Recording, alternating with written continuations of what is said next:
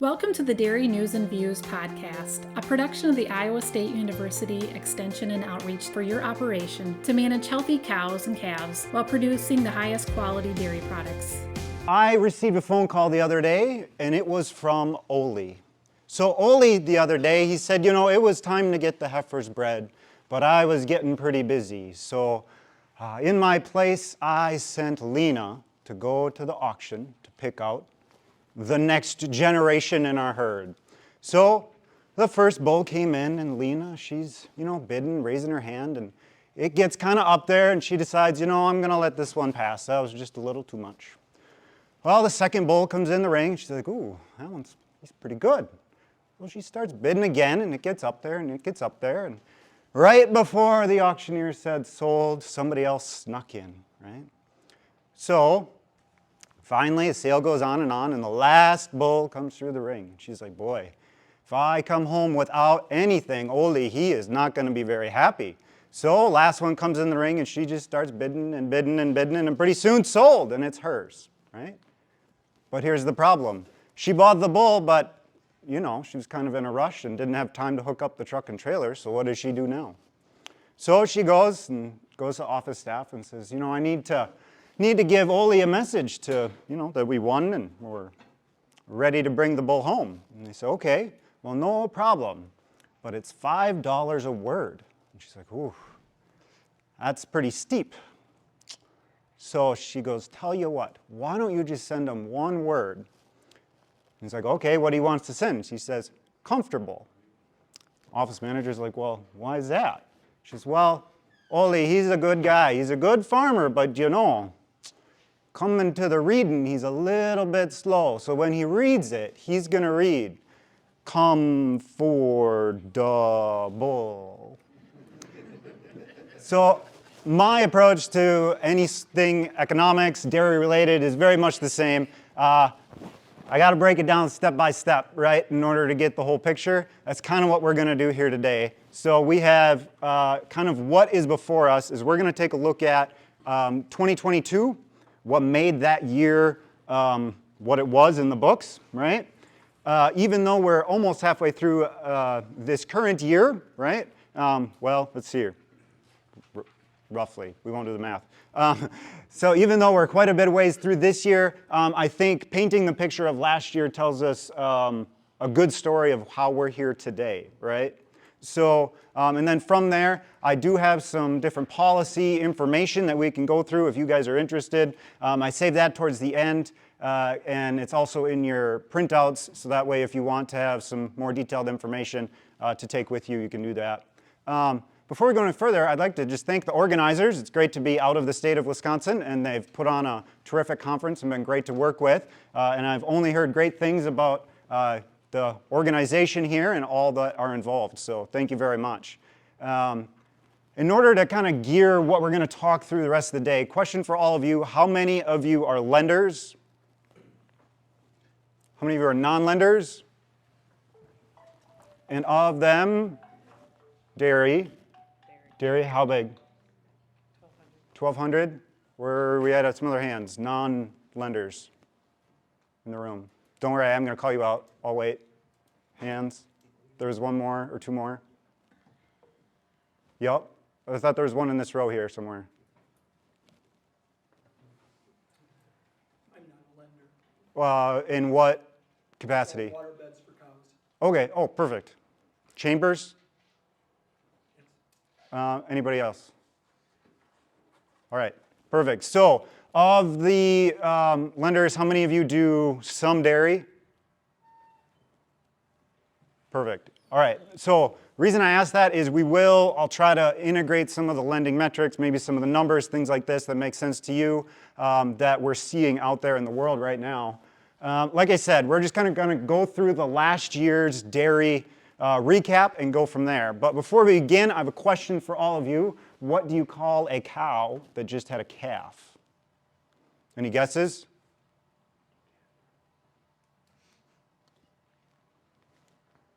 Decaffeinated. So it's a good morning joke to get us off and running here. The big story of last year was this graph on the left, cow numbers. Now, one thing that you'll notice right here is that for most of 2022, what did we see? What direction is this going? Steady, right? Traditionally, people say farmers don't like change. I don't necessarily believe that. I think farmers respond to incentives. The incentives to grow in numbers weren't there, so what did they do? They remained flat. Historically, do we see that a lot? No. Cow numbers are usually somewhat of a roller coaster over time, right? Up and down as we proceed. So now, part of what we're going to get to towards the end here is what's happened since. What have cow numbers done recently? They've increased, right?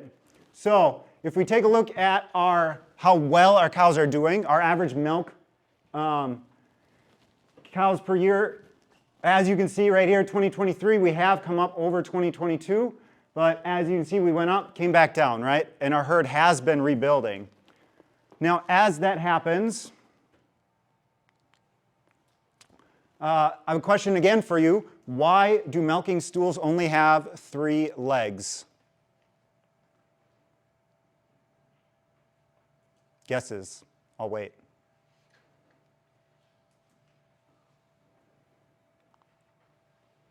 Because the cows got the udder. So, speaking of udders, let's take a look at some production component information. If we have the U.S. average monthly milk production per year, right? 2023 is coming in pretty hot here, but why is that? Because this data is capturing most of our spring flush period, right? So we still have seasonality in milk production. So this, I think, is going to come down on an average per month a little bit lower, but I still think, and the numbers are showing that we're going to come in month over month, on average, is going to be more than it was last year. Now, if we take a look at 2022 versus the year before that, right, what did we say cow numbers were in 2022 versus 2021? They were lower and level, right? But what was our production? Pretty much the same. So what does that tell you a story of? Efficiency, right? For the year 2022, we were doing as much production with fewer cows, right, as we were previously. So that means that as an industry, this is a continuing theme. We're getting increasingly efficient as we go, and that is very easily depicted by our average milk production per cow. So every single year, almost without exception, we keep going up year over year on our milk production per cow. Now, recently, in the last couple months here, we've seen that come down. That's a bit of a rare anomaly. We don't see that very much, that our production actually comes down. So that's our most recent 2023 data here. But I think as a total, by the time we're done with the entire year, I think, again, once you look at it in aggregate, we're still going to be coming in with increasing milk production per cow year over year again. So when we do this, right, we're seeing that as milk production per cow goes up, milk production in total goes up. Let me see, let me go back one. Nope. All right. What happens to that extra production? Where does it have to go? Well, a lot of it goes to cheese, but think about it this way. Of that additional production that we make every single year, according to the numbers, about half of that goes to domestic capacity, half of that goes to exports, right? Of the additional new increase each year. We'll circle back to that and it'll make a little bit more sense as we go. In 2022, we saw, again, those cow numbers were flat. There was a couple limiting factors for that. What was it? Or what were they? Show of hands. Processors, yes. So, tell me more. I don't want to put words in your mouth, but tell me more. Processors didn't need any more milk. They were full, or they weren't looking for more. Exactly. So I'm going to assume maybe the first time in your career that we've seen processors are the ones that are governing the amount of milk that they can take, right? I can remember when I was a kid, we'd have people drive in the driveway quite regularly looking for milk, right? It has been a long time since anybody came around asking if they could take our milk, right? And I don't think we're the exception.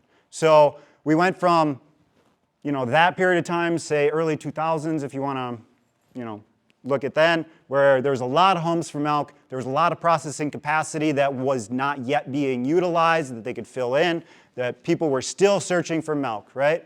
Now, kind of the opposite. Processors are reaching their max, they're running at their most, we'll say, optimal level according to them, right? And we're long on milk. That's kind of the situation that's happening right now. So, limiting factors. I'll give you the first one, feed cost. Second was what?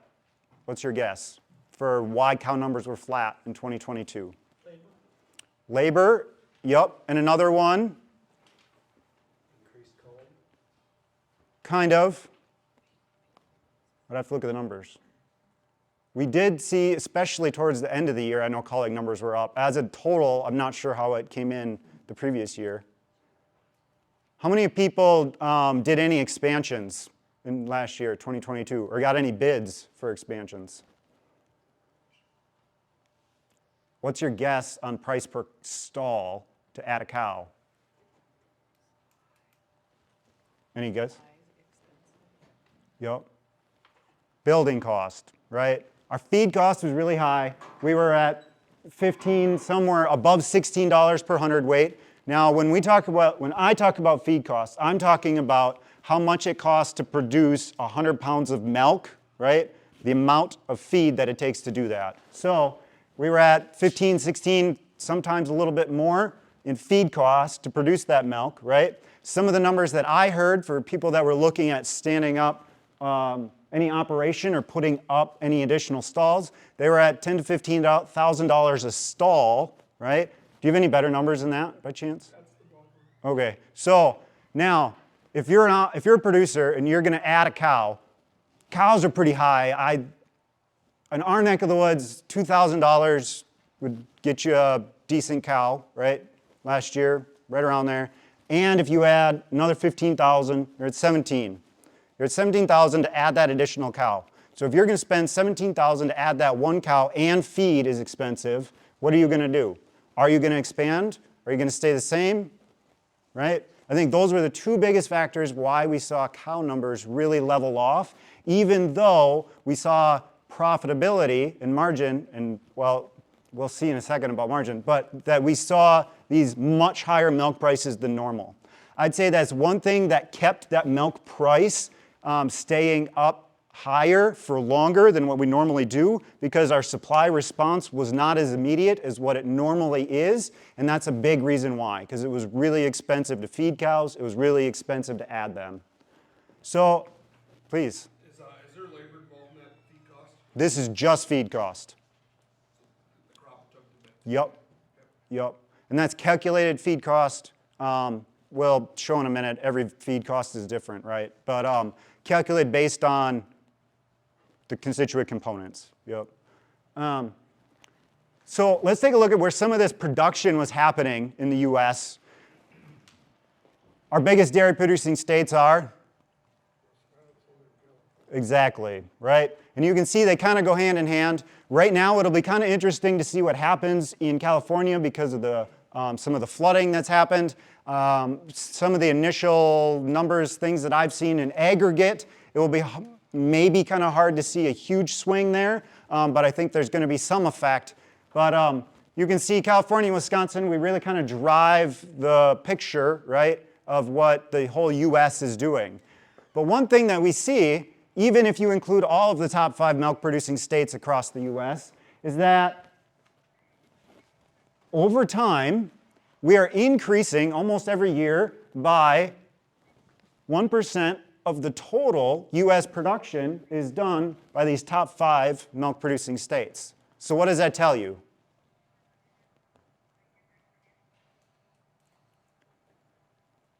The areas that are good at producing dairy will continue to be those hotbeds of dairy, right?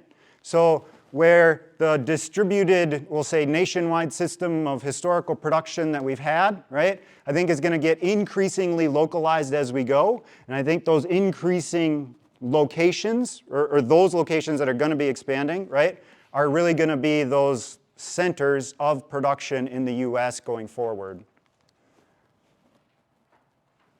Herd numbers. Is this a surprise to anyone in the room?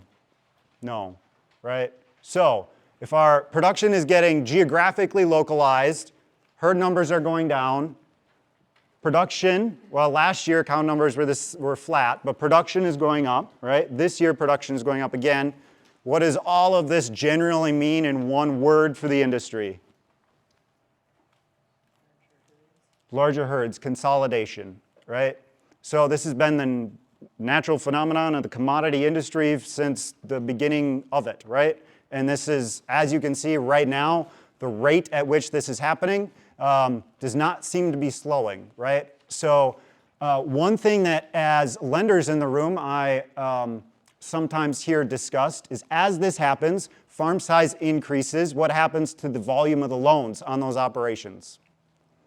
Increase, right? If you're a local, regional financial institution, what does that mean for your individual risk exposure to each loan you have?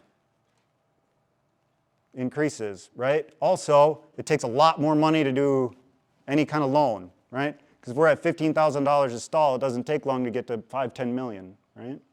So as this happens, right, one question that I often hear from different lending conferences and such is if our loan values and if the lending requirements keep progressing at this rate, what does it look like in 10, 20 years, right? And what can you do as an institution now to start thinking of those things? I'm sure this is not news for any of you. I'll leave the lending suggestions to those more qualified, but in the agriculture space and in the dairy space, that's something that I do often hear. And I do know that for any dairy that's looking to expand, right, I'm starting to see a lot of creative ways, a lot of partnering, bringing in multiple different either institutions or backers or what have you, right, in order to make some of these things happen, simply because their loan values or the amount of money that it takes to do this is getting, quite large, right? So, What percent of consolidations are expanding or just continuing with the same facility? Would you say? Does that make sense? Yes. I don't have any good numbers. I will say that for Wisconsin, if we look at and broke out where the growth is happening, we'll see maybe going from like 500 to 1,000, 1,200 to 2,000, right? Wisconsin right now, that sweet spot is about 3,000 cows. Any guesses why that is? Why that number? Digesters. So if you want to get any RNG projects, anything like this, you need about 3,000 cows worth of manure in order to keep those systems operating, at least for the installations that are going in our neck of the woods. So if that's the case, right now everybody's looking at that 3,000 cow mark and how to get there, right? So when we look at a lot of these growths, right, we're seeing a lot of people that are maybe 500 to that 2,500 mark, looking to see if they can push up to that, right? Otherwise, you're seeing full stand-ups, right? By that I mean putting up a 5,000 cow dairy. I know that doesn't answer your question, but that's kind of the progression that we're seeing. Or doing satellite farms. I think that's getting increasingly popular. Like one guy will run maybe 9,000, 10,000 cows, right? But do it at 3 sites. Yep. As we go along, I do encourage you to ask questions. For me, it's more valuable to answer your questions than to simply go through the slides, right? So I encourage you to ask anything as we go along. Components. Production was good, 2022, right? Components. Every single year we're increasing in components in our solids percent in milk. This phenomenon started in about 2010. It just kind of hockey sticked right up. Now, if you remember 08, 09, were they good years or bad years? Let me say good years. Let me say bad years. The hands I saw for bad years, you are correct, right? So right after that, we really saw components take off, and they haven't stopped ever since. We keep setting new records every single year. Last year we averaged about just over 4 for our fat. This number, again, I think because we haven't had all the year's data come in yet, I think we'll be at about 4.1, something like this. Now, for those of you that are underwriting anything, if you take and want to benchmark that to your herds, it might be a fun exercise. Same thing with protein. Again, same phenomenon. This is a little interesting that we didn't see the same bump in this year right now that we did previously, but I think it's still a pretty safe bet that on average for 2023, we're still going to come in above where we were last year. And again, we just keep stepping up and up and up. One of the jokes about this is that we wonder how long it's going to be before cows just produce sludge or yogurt right out of the udder, right? So I think there's a lot of reasons for this, right? I think it's incentives. Some people contributed to the browning of the herd. I don't know if that's it. I just think we're getting increasingly better at managing in all aspects, right? And I think that's a big driver of this. So the question is, if we're producing all this milk and we're producing all these components, where are they going? Before we get to that, why did the cow have no toes? You guys like my jokes, I can tell. What's your guess? Because she was lactose intolerant. So, speaking of lactose, where is this going? It is, oh, here we go. Hopefully I didn't give away the answer there. Is U.S. per capita dairy consumption increasing, decreasing, or staying the same? How many people say increasing? Decreasing? Stay the same? Have no idea? All right, not a lot of hands on that one. If you said increasing, you are correct. Right now in the U.S., as you can see, with very little exception here, increasing quite a bit over time. Right now in the U.S., per capita, we're at about 3.5, just over 3.5 glasses, 8-ounce glasses of milk a day, and that's in milk equivalents, right? So if you take any product and then back calculate it into the fluid product, that's where we're at. Any guesses on what the rest of the world is at on average? Glasses of milk per day. You're really close, 1. Yeah, the rest of the world, right? So like if you aggregate everything out. Break that down a little more, is that more cheese than actually milk consumption? Well, that's a good question. I appreciate the lead in. So let's look at fluid. This is fluid milk consumption over time. How many people are surprised by this? No. The big problem with this, it's a real serial killer. I got one. So if we look at the dairy allocation of milk fat over time, your question, where's it going? Butter and cheese, right? If we take a look at these trends a little bit, sorry, we're lagging there. If we take a look at these trends over time, where's it going? Cheese, right? So this is where we're putting our milk fat for cheese and for butter. Now if we take a look at cheese in a little bit more detail here, I'll get the lag down. There we go. This is cheddar and mozzarella, right? I know American, of course, is higher than this, right? But this is just per capita consumption. And right here it's switched. So for those of you that are dairy focused, what's the relevance of this? And why is this part of discussion right now? Kind of. What's happening politically? This is part of the reason for some of the discussions around the federal order reform, because mozzarella is not part of the product price formula. So I see the shock. The reason is because way back when this was originally created, they had to use some sort of wholesale value in order to base price off of and use as a reference price, right? And mozzarella was not a big part of that product mix that consumers were utilizing. As times have changed and as mozzarella has become increasingly popular, now as a percent of total, it's still not, it doesn't outweigh the like say American cheese, right? But it is becoming more increasingly relevant, right? So as Mott's becomes more relevant in the consumer's diet, right?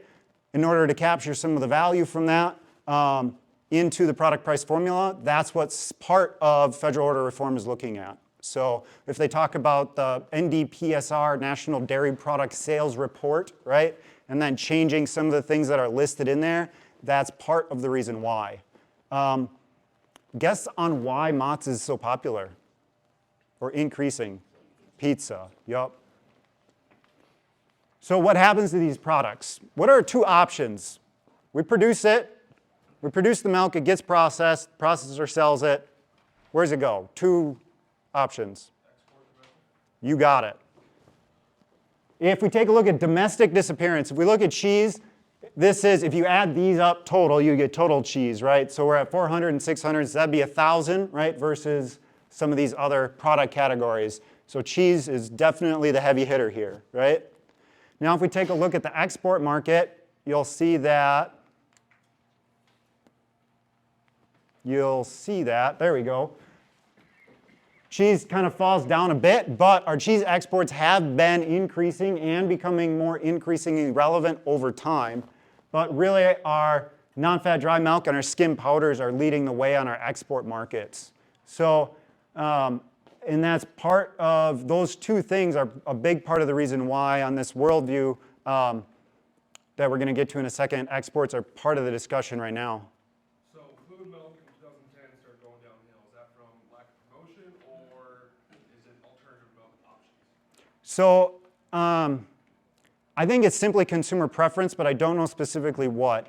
Some of it is I think people are choosing alternative milks, right? But here's the thing, when you look at like the actual values of fluid milk sold or the actual value of some of the alternatives sold, like dollar-wise, still many-fold more of fluid milk, right? So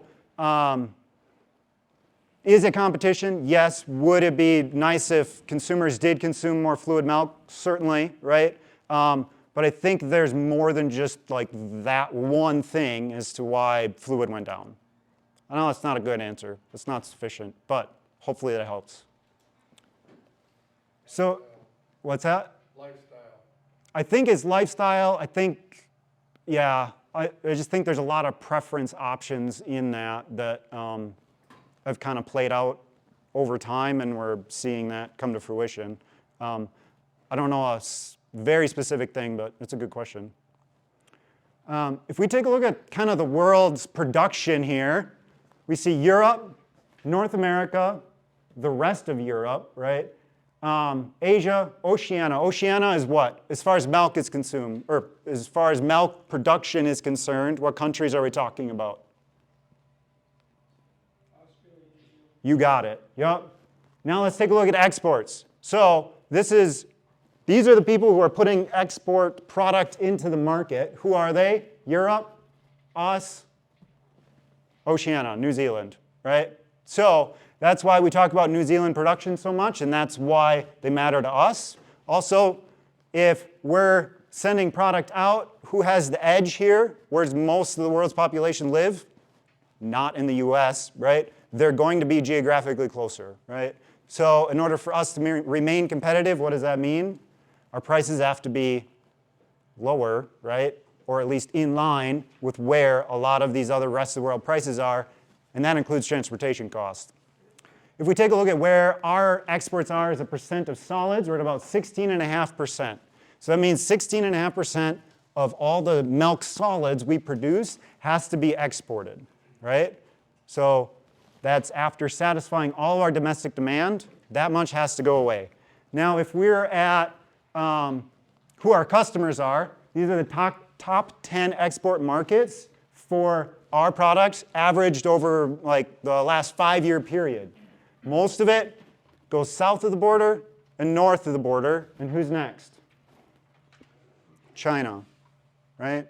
So there's always a lot of talk of China. I'm not an expert in that category. If you're interested, there's a speaker next week going to be in Chicago who only focuses on China's dairy product consumption. So if you're really interested, I encourage you to check that out. but they do matter. They do matter to us, right? And right now, what have they been doing a little bit on their buying from our product? Pulling back a little bit, right? So as this happens, right, I think it's definitely something to think about, but which ones are we really going to think about the most? Mexico, right? During 2022, what was very interesting about the peso to the dollar? Did anybody follow that during that time period? So while our dollar was really strong, right? And part of the reason our dollar was really strong is because there wasn't a good home anywhere else in the world for dollars or for currency, for money, right? So one of the safest bets was to keep it in the US so our dollar remained strong. Mexico really kept pace relatively with the dollar. What did that mean for our exports? Our exports didn't outprice themselves for our main market, right? So we were quite fortunate in that over that 2022 time period. Now, when we talk about exports, oftentimes, how many people heard last year that there was a record year for exports for dairy stuff? How many people heard that? I saw a couple hands, right?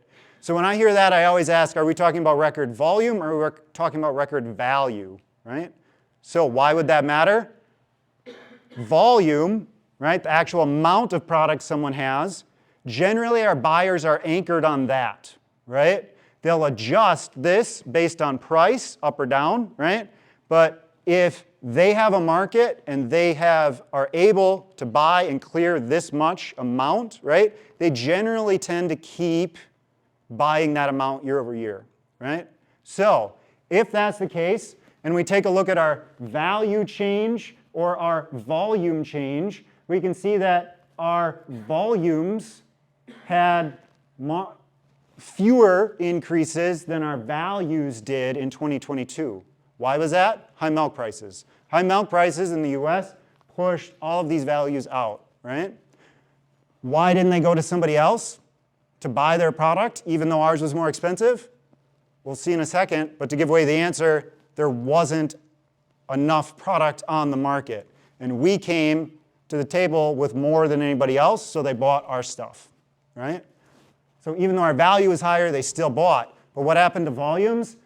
Really, we only saw a big volume increase in butter, and everything else was still up, but about the same, right? So that means going forward, people are talking about exports right now. I think that this year, for 2023, there's still potential that we get a volume increase from last year, right? But to do that, what are prices going to have to do? Be really competitive, right? Which means it's another way of saying a kick in the shorts for the guy here, right? So, but the value, right, I think we're not going to see the record prices again in exports simply because of how that math works out. Let's take a look at the rest of the world. This is change in production versus change in exports for the first part of the year. Argentina, pretty flat. Australia, their exports were down and their production was down. EU, their exports were up, production was up.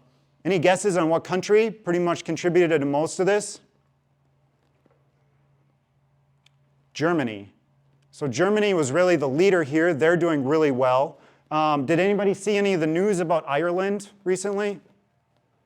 So Ireland put out an initiative that they want to kill. Did you see the number? It was like hundreds of thousands of cows over the next multiple years because they want to get to a level of self-sufficiency. In the EU right now, that's a big push, is just to supply, get enough supply to hit domestic demand, maybe a little export, and that's about it, right? So right now, if these are the ones who are bringing product to that export market, but they're over time trying to decrease that, what does that mean for us?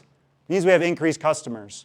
Where does anybody know where a lot of their export product goes that that they have really tied up that we haven't necessarily been exporting to as much? Any guesses? India. Close. There's something interesting on there that I'll talk to in a second too. think further south and west. Way west. West of there, go south of there. It's a continent. Africa. Africa and West Africa, right? So as Africa and West Africa have been increasing in their consumption, right? But the thing is that their production hasn't been. So there have been a lot of focus on trying to establish more dairy production in those areas, but the EU has really been satisfying a lot of their demand. So if the EU is decreasing, that means that we potentially could have a market opportunity in the future. New Zealand, they're down in production, or sorry, in exports, up in production. Now let's take a look at us. Our production is up, exports are up a little bit. So, big takeaway here is that EU is a pretty strong competitor right now, right? At this very particular moment in time, our production is up over last year, and our exports are up, but not as much as maybe we'd like to see.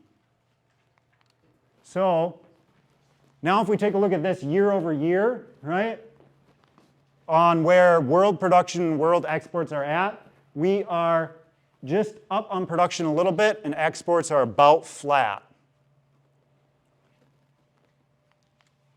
We're trying to get there. And this is just another way of seeing this. This is a big reason why 2022 was so good. What happened to world production as we went over time? Started decreasing. This is production of the top five or top 10? I think top 5-ish. Milk producing regions in the world, so their production is going down. What does that mean for supply in the international market? Going down as well. That was what we were seeing as we came into 2022. As we went through 2022, again, as we said before, that's part of the reason why it was such a good year for us, because other people weren't bringing product to the market when we were. So prices were higher and we could still move product. What happened as we got towards the end of the year? Volumes picked back up. That's what we're seeing right now. As this whole system is moving through the chain, there's now more product available. World prices are coming down. We're seeing a lot of pressures come in that we didn't before. I'm trying to hit the button earlier so we don't have to wait, but and this is just that same concept, but in a different graph, right? These are world prices of our different products, or different products in regions over time. And as you can see right here, towards the end of 22, we just keep going down. This is a fun graph because this is the world average price for cheese. The red is our price. This is the first of the year right here. What's happened? We just dropped off, right? So in order for us to remain competitive in one of our, not our main product, but one of our main products, we really need to make sure that cheese price is keeping in line with our world price. If you guys want a silver lining or good news for the day, this is all that I have, I'll warn you. So, even if you take, this is from the FAO, but it starts at 2008, but even if you put 2023 right here, and you did a forecast out for the same period of time again, the math and the numbers would still look exactly the same. We have our traditional suppliers of milk in Oceania. We're not seeing huge potentials for increased growth in their production like we historically saw, say, 20 years ago, right? So they're kind of a stable known. EU, are they going to increase or decrease production over time, say in the next 20 years? What's your guess? Decrease. Why? Killing cows, regulation, right? Policy efforts, things like this. If we took it and take a look at the rest of the world, South America, that's a growth opportunity in production. It's still, I'll say, tenuous to make all of that happen, right? And if any of you have operated in countries outside of ours, you'll realize the concept of going in and starting a dairy and all the infrastructure maybe not as seamless as what it is on paper, right? So I think they're coming on board, but I wouldn't expect it, to happen overnight. This is the latent demand gap. Basically, this means as we increase, or as we go along time, people's preferences for protein and dairy products increase. What's driving that? incomes, right? As income increases, as expendable income increases in the rest of the world, they want our product. Now, what does that mean for US production? Where else in the world is there enough room to increase production capacity? Nowhere, right? Right now is what it looks like. So that means in the long term, I think there's a silver lining that dairy production in the US is going to have a place. The question is, can we remain profitable enough in order to get to that point? Right? So, and when is that point going to be? Right? How long is it going to be before, is it going to be my kids' generation? Right? Well, that makes it pretty hard to operate for that long in order to try to get to there, right? So that kind of brings us back to the immediate of what are some of the additional economic factors happening right now, so that way we can kind of weather the storm and know what we're up against. So right now, inflation has been a big deal, right? This is the consumer price index over time. This is the most recent data. It has come down, but food inflation is not, right? So that means that when people go to the grocery stores, there's a good chance we could see them going to purchase down in dairy product, right? So instead of special cheese, maybe a cheddar, maybe an American, right? Hopefully, their total volume of purchase is going to stay strong, but there are going to be potentially more price sensitive. I think this is a big thing to kind of watch as we go. One thing with inflation is that, yes, it's come down. Big question is, how have we done that? One of the ways is savings. There's personal savings in the US. We've reached the low levels as we have in 08, 09. Maybe not a good thing if you remember what happened during that period of time. So personal savings is down while credit, personal credit, credit card debt is increasing, right? So our savings are down, our consumer price index for food is up, and our credit is up. So what does that mean for the consumers? It means they could be facing a lot of price pressure, right? Also, our yield curve is down, is inverted, and has been for a while. Simply means that investors think the future looks worse than the current. Probably not good news, right, if you're an investor. So let's bring this down to the farm level a little bit. This is just our mailbox price over time. I tried to include a couple geographies there. Big takeaway, on 2022, we averaged, say, about $25 a hundredweight. What's happened since? We've really come down, right? And this is the same thing, 2022, we're right around that $25 mark. Right now, so far, our average is just above 20. Now, we talked about feed costs before, right?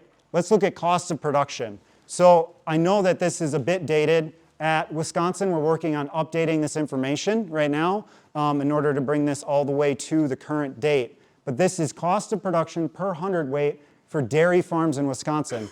This spans range of farm size, right? All the way from 50 cows to 1,500, right? Over this period of time. So what do we see? We see a cost of production range of $10 a hundredweight across farms. So what does this mean? It means it's very hard to compare one farm to the next, and we don't see any consistency in, or definable consistency in farm size, right? If it's a small farm, if it's a large farm, what have you, right? We still see this spread between in cost of hundredweight numbers. Now, for lenders in the audience, I took from a USDA example representative farm, which, as we know, once I say that, it means it's representative of no farm there ever is or was, but it's a place to start, and figured out our cost per hundredweight interest expense. And this was from our low interest rate environment. The reason I bring this up is what happened to interest rates since that period of time, since like 5 years ago, increased, right? Just for simple math, if we say they doubled, right, and we're at a high end of 80 cents, what does that mean if they doubled? $1.60. So if you're going to make that investment of $15,000 per stall to add on, are you able to absorb that $1.50 in interest per hundredweight if you make that expansion, right? I think that's part of the reason why we didn't see a lot of herds going forward, or herds expanding as well. So I know we're close on time, but this is the part that you guys were all waiting for, is what is the milk forecast look like coming up? Cheese production has been increasing. What's happening in cheese production across the U.S. that's going to happen over this calendar year? Anybody know? What's happening on the processing side? We're standing up, well, 2, 3 should come online of new cheese processing facilities in the U.S., right? And they are all very large. I think there's something like 5 that are received licenses across the U.S. to come online. Big question is, if consumers are already looking at maybe some price pressure, and as we can see recently from the last report that came out, domestic consumption of products is weakening a little bit, especially on cheese. What happens now if once all of this processing capacity comes online, it's going to add about 2% in total volume to our current cheese production that's happening. What happens? Is that 2% going to be absorbed? Is it going to be able to be exported? Is it going to create pressure? We don't know yet, but I think it's a relevant, interesting question that we're going to see in the recent future. Product stocks. All of our inventories are back up to historic levels, right?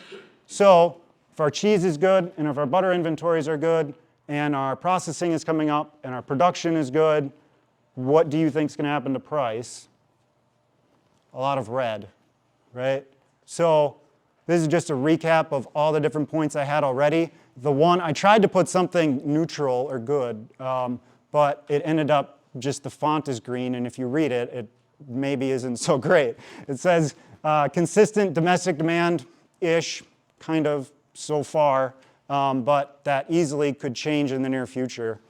So this was closing prices as of yesterday, and these are the CME traded products. Don't worry, it's not in your handout, my apologies. But these are all not just the same graph duplicated. These are different products on the CME, right, of all of the dairy ones that are listed.